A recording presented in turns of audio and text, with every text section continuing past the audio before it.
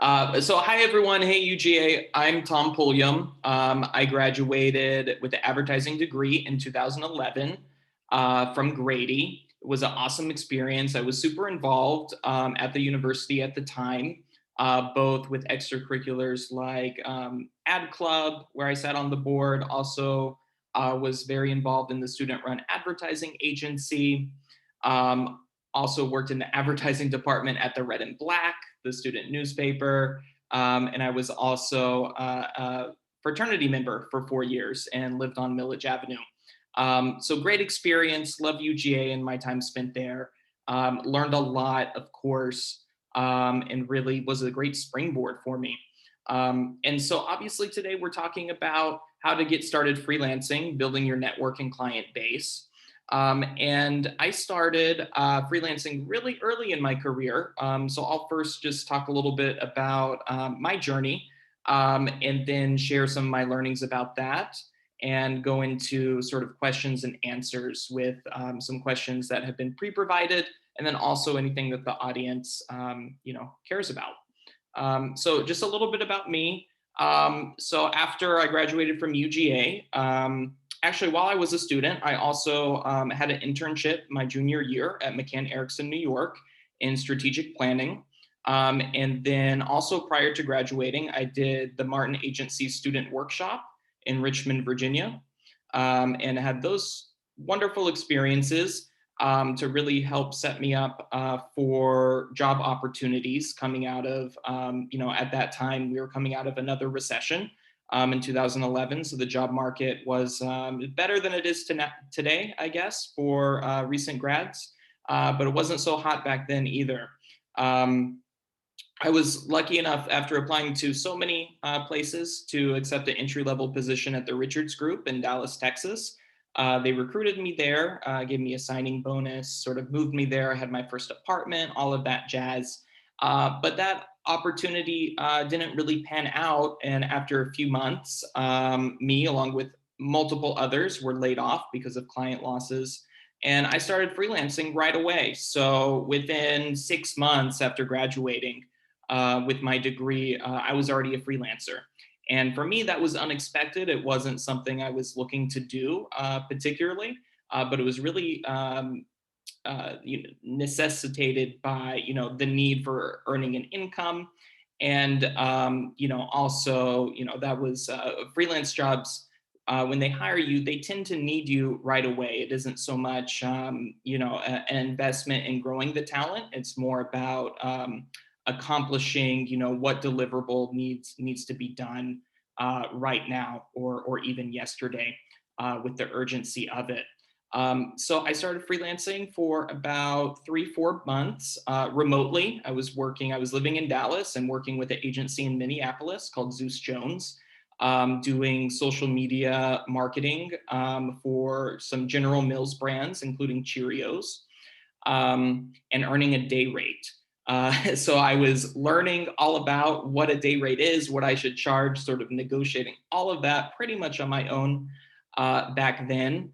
These days, there's a lot more resources and information out there to help freelancers navigate both finding job opportunities and negotiating sort of their rate.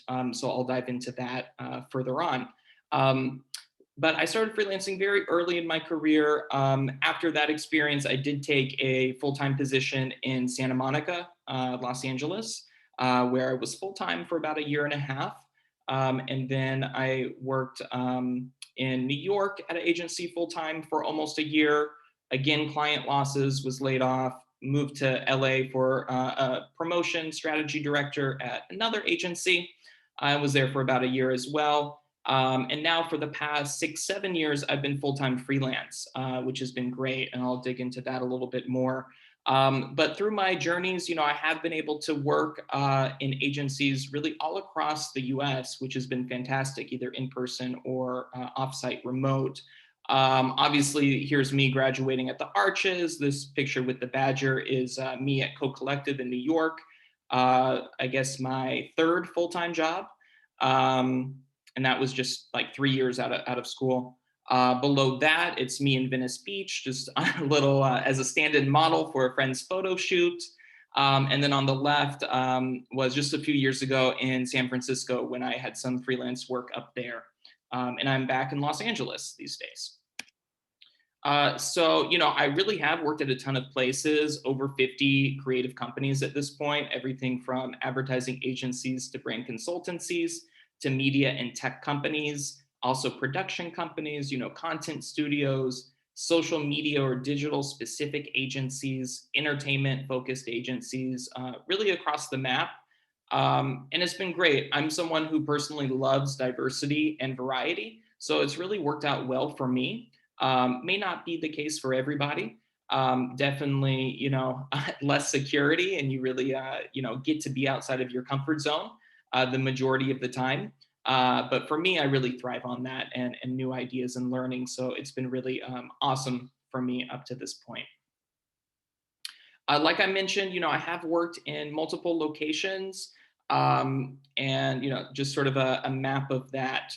Also, some international clients over the past several years, which has been really cool and interesting for me.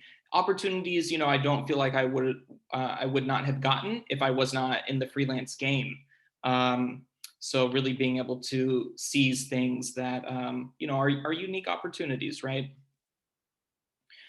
Just some brands that I've worked on. Obviously, it's going to be quite a lot since I've been at over 50 agencies. And a lot of it's project-based work. When I've been, although not always, when I've been full-time, it's been more retainer-based clients, but the industry has moved more and more into a project-based landscape. There are freelance opportunities on agency of record accounts, though, and I'm currently hold one of those positions right now. But because of all the different experiences I've been able to sort of have over my time, it's really expanded my toolbox of things that I can do and the value I can provide to different clients, which is great because it just increases sort of my marketability and the options. So if I'm bored of doing something or working with one type of company, I have other aspects of myself that I can market and get jobs with. I have been really busy. I've been consistently busy as a freelancer since I went full-time freelance 6 years ago, like I mentioned, and it's just continued to pick up. I've been averaging about 8 to 10 clients per year, a lot of repeat customers. And then also, since September of last year, I've been extraordinarily busy with just a lot of freelance opportunities on the market. One cause of that has been, a lot of layoffs in the advertising industry because of the lockdowns, because of the pandemic and whatnot. So as everyone is staffing up with more marketing and advertising spend, they're realizing they don't have the staff. So they're looking for, those freelancers more and more often. Also, a lot of those people who were full-time staff, they have now transitioned into freelance if they are not looking for a new full-time job or have changed industries. So just in the last 6 months, as you can see, I've worked with clients all over the US on different types of categories, also some business to business work, consumer packaged goods, technology, and different types of places like Reach Agency, they're influencer marketing specific company, and Profit, they're a famous like brand consultancy management consultant. So very different experiences, and I get to take away something great from each one. Like I said, it has been really busy. So just in the last 2 months, this is what I've been up to. Again, multiple contracts all across the US with different types of agencies doing different types of work. And what's been really great is, they're all brands that I really love and sort of admire, and they have interesting challenges. So, you can really make a freelance career work very well for yourself and build a portfolio of brands and clients that is super attractive. And that really helps just continuing getting that momentum to get more and more jobs. It does get easier, as you build your reputation and experience in the market, which is fantastic, right? Because it shows you're building equity in your craft and your talent, and the skills that we've learned. So that's a little bit about me. Now I want to just talk about a little bit of a framework of, how to be a freelancer, how to network, and how to build, your connections, right? Um, and this is just sort of, these are my thoughts, it doesn't have to be right. Everyone has sort of different approach, I would say. But this is what I found to be true for myself and also for others. Um, so first of all, really looking inside, so that self-discovery aspect, knowing who are you, what gets you excited, what kind of challenges do you like to take on, what sort of people do you like to be around, what feeds you. You want work that's going to be energizing, not draining in an ideal world. So finding out that stuff about you, and it can a lot of times it takes a lot of experiences in order to discover what those things are. Taking full-time jobs or freelance opportunities that, maybe you're iffy about, but it could be a learning experience for you to discover more about what you like and what you don't like. Also in this phase of self-discovery, learning about what you should earn and charge is important. A lot of people have, self-worth conversations, internal dialogue, imposter syndrome, or stuff like that comes up very frequently. But there's a lot of, you can temper that by looking at market research that's out there around how much people in different positions are getting paid for their role. Basically, all staffing agencies like Creative Circle, 24/7 Talent publish this data sort of yearly. You can also search on Glassdoor, obviously. But specifically within the advertising industry, there's been reports out there for the strategy discipline in specific, which is something I'm a part of, where they self-report, planners self-report on how much they're making, what level experience they have, what city they're in, that sort of stuff, just so we can share knowledge around market rates. But even within the last year, for instance, there has been within the industry, shared Google Sheets that have gone around where people are self-reporting, what city they work in, how much they're making, identifying details about them, like their age and whatnot. It's still anonymous, but it gives a good sense of sort of the spread of what people are making. Also, if you're not familiar with the app Fishbowl, that is sort of a community social network for I think it's across multiple industries, but they definitely have a fishbowl for advertising. And they have it broken up into different subgroups, and a lot of conversation in there is around rates and how much people are making.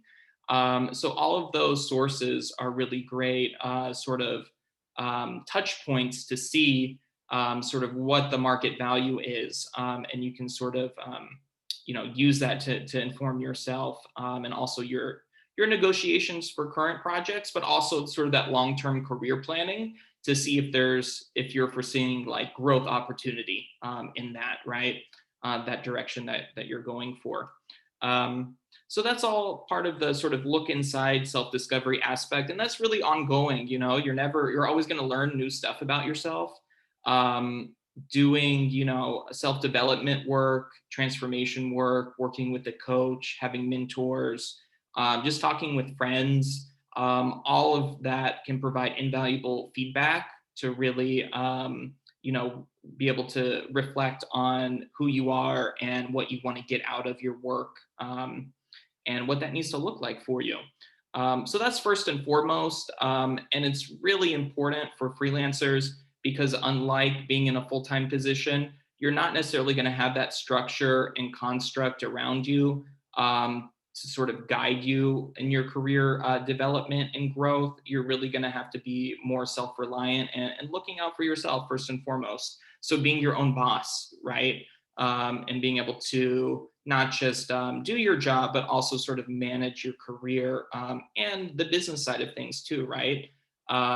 Freelance isn't going to be for everyone if you're too timid to negotiate, right? Or follow up on invoices that haven't been paid, even though you've delivered the work.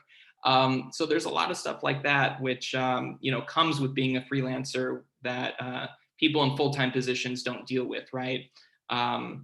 So that's sort of the first phase sort of this framework, is always be looking inside, doing that self-discovery work, inventing and reinventing yourself over time. Phase two, I'm calling it come out. So this is really about self-promotion, right? So being your biggest advocate, letting the world know that you're available for hire, and what it is that you do. Hopefully that's based on, what you love to do, which again, as we said in the look inside phase, can take time to tease out. But it's really important to focus on what it is that you love. So for instance, not versus sort of like a job role, right? So if you're in social media, maybe you love taking photographs and like the creative direction of that and the storytelling. So that is, something that someone wants to hire for. If you are in strategy, maybe you love primary research. Maybe that's your favorite thing about working in strategy. So there's a direct freelance route where you can follow that niche. So really honing in on that helps with your value proposition sort of as a talent in the marketplace, and allows you to promote what it is that you do, and sort of your point of view on that, and all of that, because you're marketing yourself and the work that you do. Also with self-promotion in this phase, so there's networking obviously, but then there's also sort of advertising of yourself and having marketing assets, so you can show your work, so you can provide validation of what you can do, so you can impress people and get them to say yes, hiring you. When it comes to networking, you probably know, a lot of things to do already. I mean, UGA definitely prepared me well in the networking aspect, especially since I was heavily involved in Ad Club and all those other extracurriculars. I was networking with the professionals who came in the speaker series, and going on agency tours, meeting people that way, finding people on LinkedIn who, are also in strategy. I was doing that quite a bit, going on informational interviews with people as well. And that was part of my self-discovery phase as well, where I would, go on informational interviews with copywriters or strategists at agencies in Atlanta to sort of hear from them what their day-to-day work is like, and try and tease out for myself, what direction I feel like I could best go in. So also with this phase two, coming out self-promotion, you can think about it sort of as like a marketing funnel, right? Or a brand funnel for yourself. So you want to move sort of your target market, which would be people, who potentially would hire you for what it is you love to do. You want to move them from, first becoming aware of you and your services, to becoming familiar with you and your services, growing likability for you and your services, considering you, hiring you, and then ultimately rehiring or referring you to others, sort of that advocacy and loyal aspect that all brands want to generate, whether that's your personal brand in the job marketplace or, consumer good being sold in the store. It's all very similar. So obviously, online is a huge way to do this. I was heavily involved in LinkedIn when it first came out. I've had my account for, over a decade now, probably plus 15 years. I'm not sure when it launched, but of course that has just grown exponentially. There's a lot of groups on LinkedIn specifically for different communities of professionals. As a strategist, I'm a part of a lot of brand strategy groups. A lot of jobs get posted there all the time for freelancers. Also just searching in LinkedIn, either in the jobs section for freelance work or contract work, sort of knowing those keywords. or looking at users' posts on LinkedIn with those keywords of freelance, XYZ, fill in the blank, whatever it is you're looking for. And people that you can sort by, most recent posts, right? So being able to jump on that when they have the need and reach out is a big part of the self-promotion, and just being proactive, right? Having that idea that you have to, as a self-employed person, you get to fill your own sort of lead funnel, right? Now, if you were working full-time in an agency, you'd probably be doing the same thing, right? Trying to secure prospect clients as new clients for your agency. This is just done in a slightly different lens for yourself as a freelancer. So that's really the sort of come out self-promotion phase. You can get creative with this. People do content programs across social media advertising their services. Instagram is a big place now for creators, also small business owners, to promote their services. And all these platforms are getting commerce built into them now, where, on Facebook, you can actually pay people back and forth through Messenger. I think Instagram now has features where you can pay as well. YouTube, you can give tips to people. So there's all of these sort of new media ways of generating income, as a self-employed or freelancer online as well. So your creativity will really serve you here, in order to break through and to generate that familiarity and likability. So really bringing, your advertising knowledge to marketing yourself once you, again, have already done some of that self-discovery. And of course, it hones in on itself over time. And 1 and 2, can really happen in parallel. These things are always happening. You're never going to be finished. It's just sort of you up level each time as you grow. So that's phase 2. Phase 3, I want to talk about sort of these legacy freelance routes. And there's sort of been a shift in the last maybe 3 to 5 years, which is exciting. So there's a new contemporary freelance route that's available these days, and just growing up. So first, sort of this legacy freelance route. This is what I did.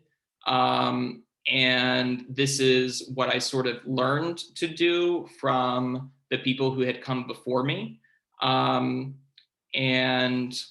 what that looks like is really going after the big brands, the big agencies, the big names, and seeking to build credibility through that, and thinking, I want to rise up sort of the corporate career ladder, get ahead, through the pathways that are already known and laid out. And just take advantage of what's already available, right? So with this, it definitely allows you to learn and hone your craft, network, build experience and credibility with that. And sort of the ways in there's multiple. So there's a bunch of temporary staffing firms for the creative industries. They're all competitors with each other, but basically they have high-level corporate contracts with employers looking for freelancers, and they'll place you, and they'll take they won't tell you how much of the cut that they're taking, but they're usually taking about 50% of the rate and paying you the remainder. And you're coming on as like a temporary W-2 employee with them for a period of time. So there's 24/7, Creative Circle, Artisan Talent, Vitamin T, I think it's called, Aquint, Onward Search, Solomon Page. Those are a few of the big ones. Most of them are national. They have offices in Atlanta, all major cities basically, where there's this type of advertising work available. And they have jobs all the time. You can get on their email lists, and they'll email you when they have new opportunities, and you just reply back with your resume and some points about you that fit the job description, and you go on an interview, and they usually hire you pretty quick. So I would say I've gotten about 10% of my total jobs from temporary staffing firms. They've definitely paid the least amount of money, but they've presented some of the most interesting and unusual clients that I probably wouldn't have gotten otherwise. For instance, I got a 6-month contract with Google with their Zoo group, which is no longer around, but at the time it was a creative think tank for brands and agencies. And I got that through Creative Circle, actually. And that job wasn't posted anywhere else. So if I hadn't been on their newsletter, I wouldn't have known about the opportunity. So that was really cool. But it can be difficult to rely just on temporary staffing firms. It's obviously going to be smarter to not place all your eggs in one basket as a freelancer and really sort of change up your mix of the different lead areas where you can clients can find you and come to you. So besides the temporary staffing firms, there's also LinkedIn, which I mentioned before, searching for freelance jobs, and also the posts where people will have status updates, right? So you can search the latest posts for different keywords and, just connect with people there, tell them you'd like to learn more, etc. Wait for them to ask for your resume and hopefully ask to interview you. And, it's a game. So I would say, at this point in my career, I interview about 4 or 5 times before I get a job. So I guess about 20 to 25% of the opportunities that they select me to interview for, I actually get. So I'm also interviewing all of the time, which becomes a skill that just becomes really natural over that period. So in addition to sort of in this legacy freelance route, another way in is, agencies a lot of times and corporations, their full-time staff get benefits like maternity and parental leave when they have a baby. So in those opportunities, they're usually hiring you for at least 6 months. It's like a longer term freelance opportunity. And again, they're usually paying you as like a W-2 employee rather than a 1099 freelancer, which has different tax implications. You'll learn more about that as you progress in your freelance career. Probably isn't important as you're first starting out. But those opportunities can be great because you tend to be working on more like agency of record accounts with a more sort of solid team. That's already been in place, and you get to be there for a while. So you get to network with your coworkers, and just sort of have the comfort of having that longer term opportunity.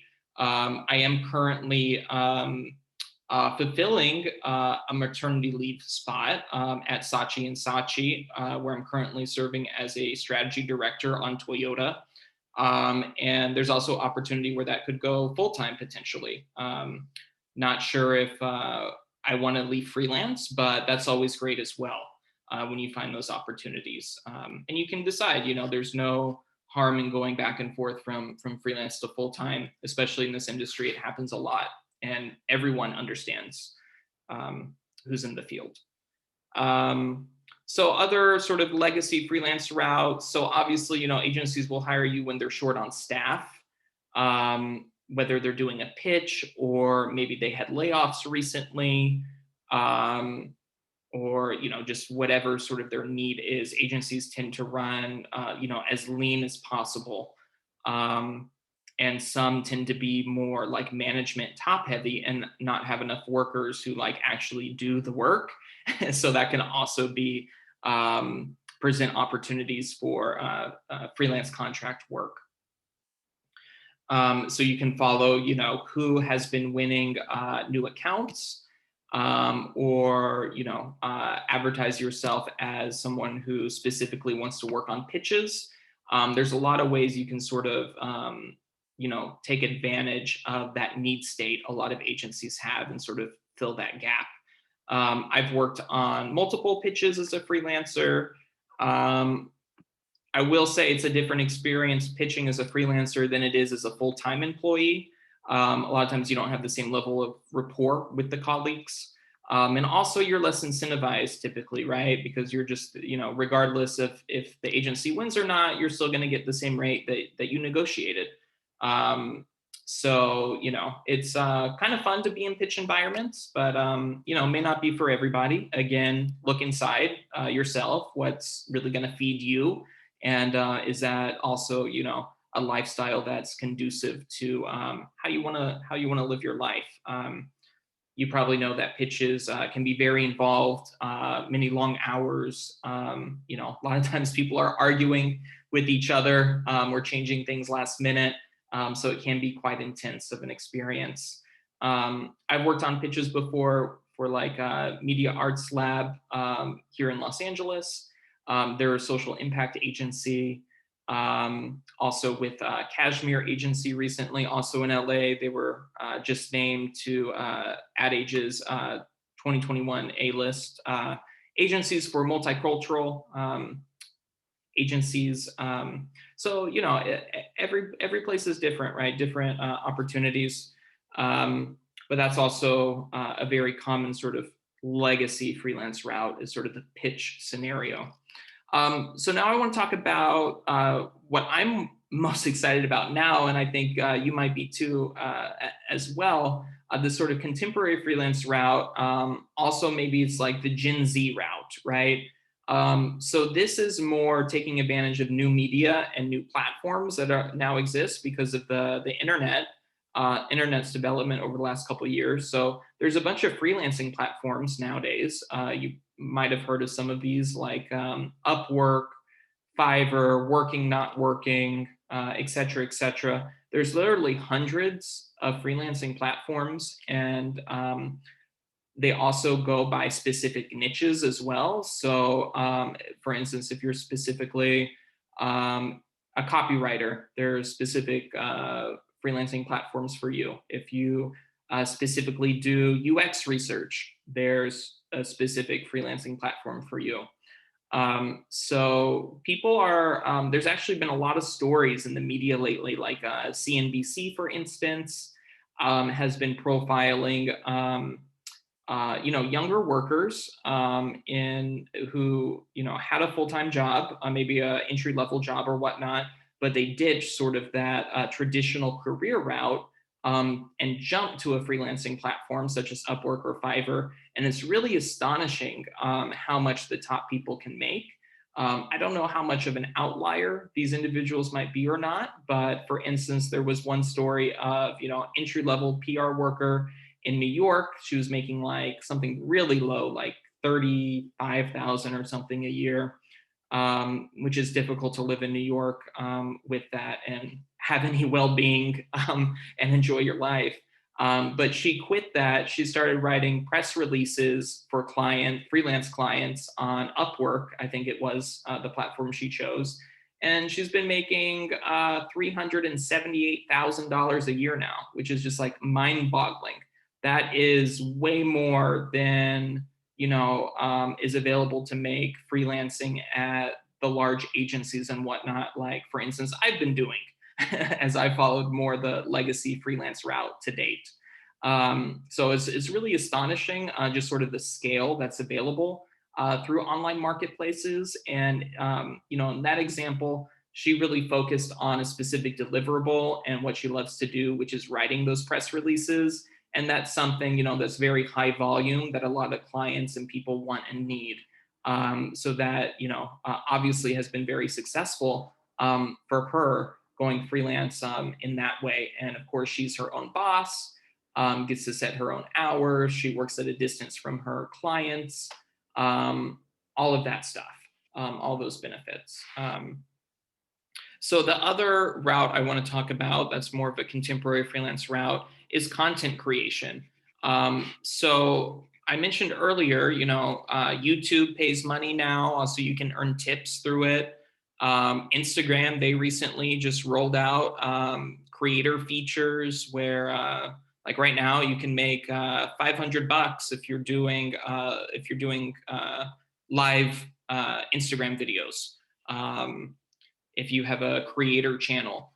So there's a lot of like creator centric ways to make money these days. There's also, this is probably more for journalism. but there's platforms like Substack, where you write a news letter or article, and people pay to subscribe to that. There's also Patreon and all of these things, as well as marketplaces to sell like goods that you make physically, like Etsy.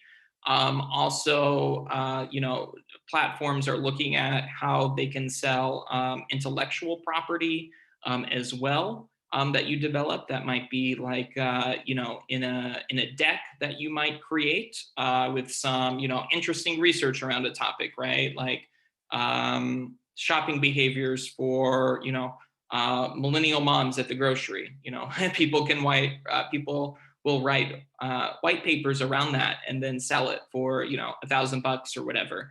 And all of those can be really lucrative for people, especially having sort of that passive income flow, which you probably hear gets talked a lot about amongst people who are into like wealth creation and looking at creating multiple streams of income for themselves.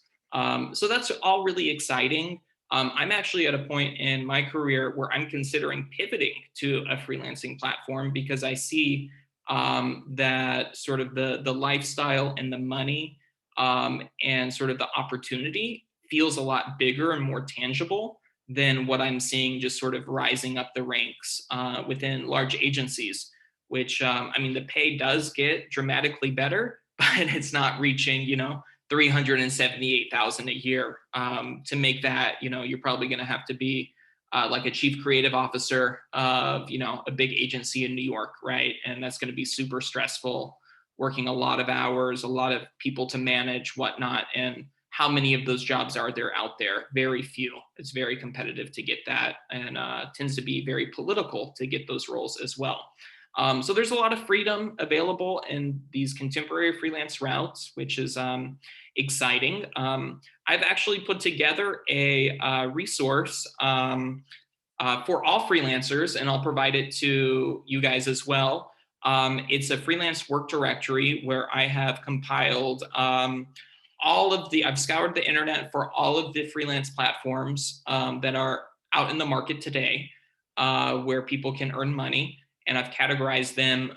There's over like 30 different categories, depending on, what type of work it is that you do, and sort of also what level of work that you're in.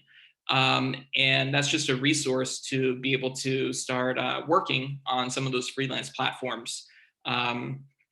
So I'll make that available to you all after this. And you can, explore there, see if anything meets your fancy. And a lot of it's an experiment, right? And back to, even if you join these freelancing platforms, still goes back to that sort of stage 2. You have to come out and self-promote yourself, right? And drive leads from sort of awareness to familiarity, likability, consideration, hire you, rehire, and referral.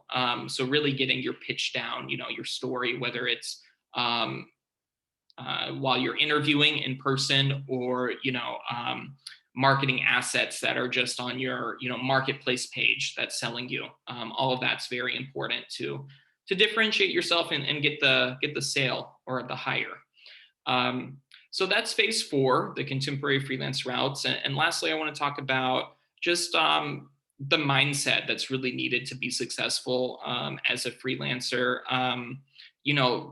Advertising and PR, it's super dynamic, really changes quickly depending on cultural shifts and technological shifts. And so, as you probably already realize, you need to stay on top of all of that to be valuable to your clients. And being up on sort of the latest trends in your craft as well. So really cultivating sort of a always learning mentality is vital. Also pursuing continuing education. So even after you leave Grady with your degree, pursuing online certificates, or going to a portfolio school or a grad school, or learning something completely different, maybe like in the tech space, can all be valuable, not only in creating more marketable skills, but also networking, right? And being able to meet more people through those networks of fellow students in those classes, as well as the teachers themselves. So yeah, always be growing is really key, and it's also really desirable as a freelance talent on the marketplace, because people will want to hire you if you feel fresh and like you have something that they don't have, right? They're hiring you to sort of fill that need. So typically, you are going to be competing against other freelancers, right, or other profiles on freelance platforms or other content creators.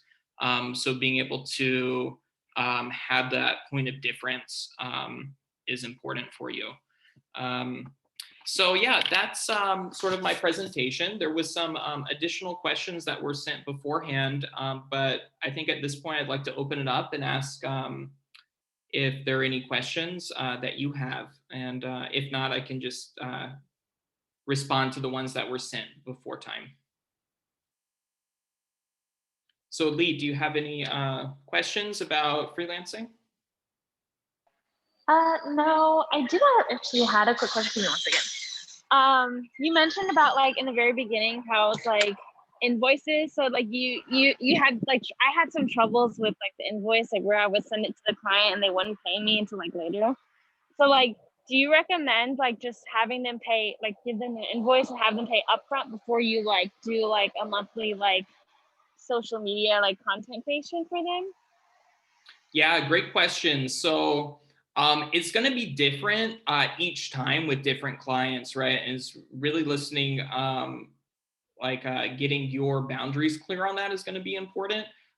So for myself, for like smaller clients who I haven't worked with before and their reputation is kind of iffy, for instance, like basically not like a non-agency holding company client, I typically will request at least a portion upfront to kick off the project, and then either get paid in like milestone increments throughout, as well as a portion at the conclusion of the project. So that's what I tend to do. I have that going on with one client right now based in Moscow, actually. And with all international clients, I do this as well. So it kind of just depends on, how stable, you feel that the client is. But it's definitely not uncommon, and it's definitely, you have the right to request that. But if they're not willing to, be prepared to walk away or renegotiate. Okay, awesome. I also do have another question. So you were talking about how like you were really active in like ad club and like you were networking a lot. Well, like we graduated like mid COVID, like like our last 2 semesters or our last 2 years basically was just COVID based. Mm-hmm. And it was very hard for us to like connect and like meet new people. I know you said LinkedIn was a really good option. Is there anything else other than LinkedIn that you would recommend?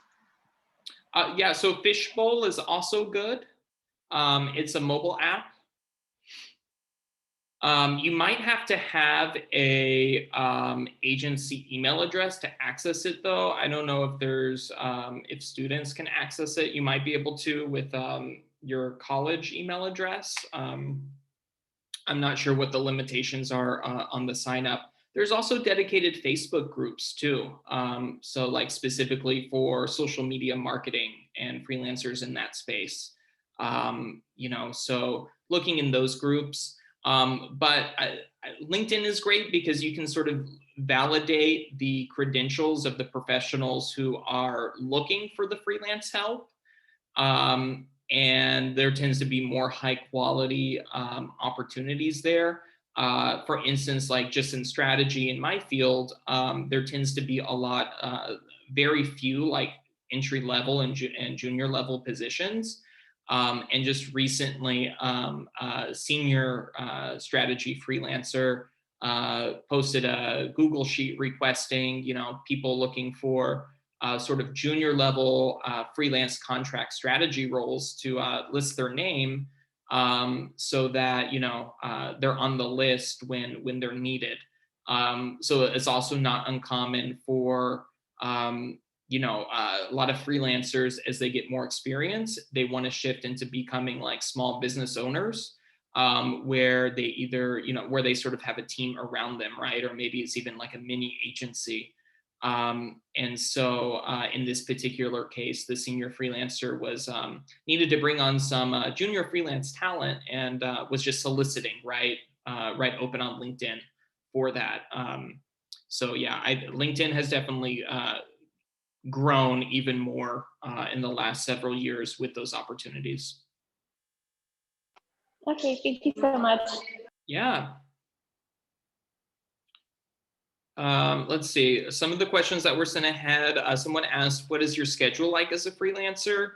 Wow. So it can be all over the map. It really depends on how much work you choose to take on, and how you like to manage your time, right? I've had periods of my freelance career that were way more chill than when I was full time. And I've had experiences that were way more hectic and stressful than ever.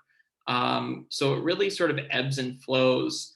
And it depends on, now with so much being online, it also depends on, what time zones you're working in.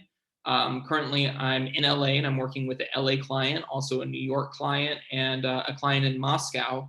So Moscow is 10-hour time difference. So we're meeting, sort of late evening for me, or, early morning. And I'm sort of, because I'm working across time zones, I'm able to sort of manage those different clients because they're on different schedules, obviously. So that works for me. And basically every situation can be different though. But bottom line, as a freelancer, you are your own boss, so you get to really decide, look inside and what's going to work best for you, and that can change, season to season. Doesn't have to be the same, year over year. So that can be exciting and empowering and give you a lot of freedom. Another question was, what are the main differences between having a staff full-time job and freelancing? So a staff permanent position, you tend to, need to set goals for yourself in terms of how you're progressing in your career. And you usually have to, give that to your manager so they can like manage and help you achieve that. You're really involved in the day-to-day operations of the business, more so than just focusing on your specific craft. So like if you're an art director, copywriter, strategist like I am, you have to do more business-oriented stuff for the agency than just sort of your particular role a lot of times. They always ask for you to take on more and more responsibilities, which can be great, if you're into that, but also, maybe you want to just focus on the work and get paid for that. Also, when you're full time, they can take you for granted. Whereas when you're freelance, it's like, in my experience, they're always so excited to have you. And that's wonderful. It's a great feeling to be wanted and needed, and sort of have that energy come your way. So I would say those are the biggest differences. Obviously, if you have a permanent position, that usually comes with benefits like paid time off and health insurance, maybe a 401k. And that doesn't tend to be available if you're freelancing. If you're freelancing, you are typically earning much more money, about like up to like 25 to 40% more than if you were salaried. And that's to, make up for the fact that maybe you're not earning an income every week or biweekly, or, you're having to get insurance like on your own, or, whatnot, not getting paid vacation days. So, having to make up for that gap. So there is sort of less security in that route. but also you can make way more money, and you can also, make more money by working less, which is cool. And these days, a lot of agencies understand that, while you might be a permanent employee with them, but you also might be freelancing on the side or have a side hustle. I know when I freelanced at AKQA in Washington, D.C. a few years back, on the sort of HR onboarding, they actually had a policy where they said, we understand that you're talented, you might be freelancing with other clients. That's fine as long as you prioritize our work, ahead of that. Which I thought was like very transparent and forthcoming. I thought that was great. I hadn't seen too many agencies, have that acknowledgement before. So yeah, that's there's a lot of opportunities, and you can definitely, be both a permanent full-time employee earning that salary and benefits and also freelancing. It's common. Let's see.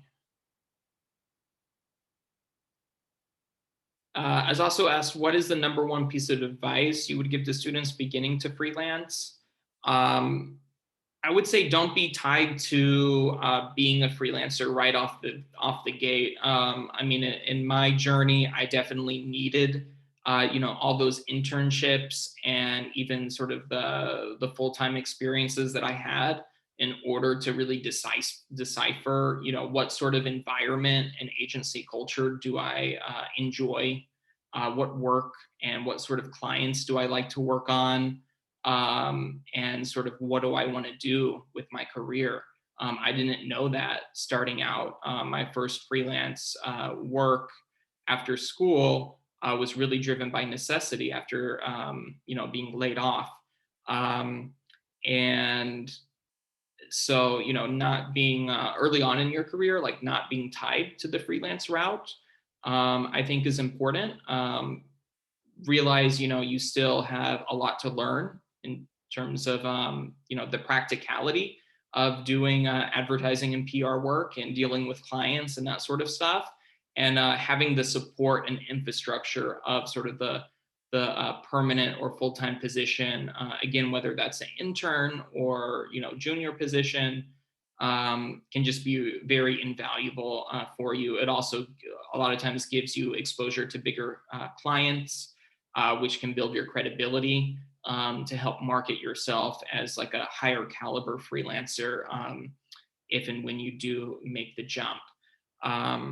But it's also different, like if you're doing going through the contemporary freelance route, and being more like a creator, or using freelancing platforms, it may not be as necessary. I think there's fewer barriers to entry in the contemporary freelance route versus the legacy freelance route, which tends to be very much about who what have you worked on, is your pedigree right? Is it a good personality fit? A lot of those intangibles. Whereas with freelancing platforms and content creation, there's never personality conflicts really. You're just doing the work. So that can be nice. Again, knowing who you are and what you want to get out of your work and your career is important. Yeah, and then the last question I got here is, what would you say to students, recent grads who feel nervous, lost, or overwhelmed when it comes to freelancing? I would say, definitely give it a try. It's there for you. Don't expect to be reliant on it from the beginning in your career. I think it becomes more lucrative as you get more experienced. And it can also be really challenging if you're, and I've been in this position when I was starting out, when you're, just living paycheck to paycheck and trying to make ends meet and sort of worried about where that next check will come from. It can be extremely stressful. And also, if you are freelancing sort of straight out of the gate, and sort of do that forever and not sort of move up into creating your own agency or whatnot, the door may be closed for you to like go full time somewhere as well. So I think, not putting your eggs in one basket, but rather, trying a variety of approaches and seeing what works for you, is going to be the most important thing. But yeah, definitely when it comes to like being overwhelmed, I mean, realize, it's possible and it can happen, but it's up to you to always be growing. It's good to be out of your comfort zone. Get supported around that, know what supports you, and how to take care of yourself and your well-being, because you get to be your own boss. So yes, thanks for attending this little talk today about building your network and becoming a freelancer. I hope it provided some value and some things to think about for yourself.